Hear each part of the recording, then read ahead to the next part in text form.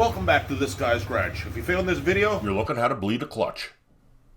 So all hydraulic clutches operate the same. The components might be a little different, but they operate exactly the same.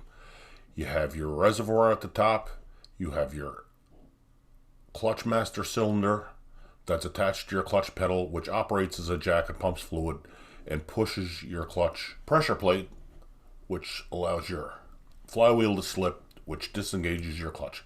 But the basic principle is the same for all vehicles. If you're not getting full travel on your clutch, check points that connect, because they do wear out. Make sure that the connections ain't sloppy, or you get sloppiness in your clutch pedal. Bleeding the system isn't a fix for worn out components. What I'm working on today is a 2005 Mustang. Components in your car might be in a different area, but the procedure will be the same. a 2005 and newer Mustang. Now, first thing you need to find is, where's the reservoir? Well, that's shared with your brake master cylinder. So the fluid from your brakes and the fluid from your hydraulic system for your clutch master cylinder, share the same reservoir. So as long as this is full, you're good to go for bleeding. So how I bled mine, and you got to be patient, because if you just put a clutch in, congratulations, because you just tackled a dirty job. We just finished putting a clutch in this Mustang. We'll have a video coming out on that shortly. The trick to this is patience. Now the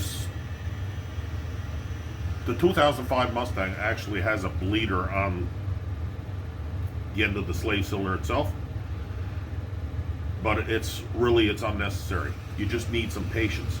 So make sure your fluid is topped off. Press your clutch in and out at least 25 times. Walk away for an hour. Come back, press that clutch in and out again, full travel 25 times. Leave it for an hour. Come back. By that time, the air should have traveled and made its way back up into the master cylinder reservoir, and by this time you should have a pretty solid clutch. So repeat that procedure again. If that doesn't work, leave it sit overnight. If you do have to manually bleed the clutch, let me show you where the bleeder's at.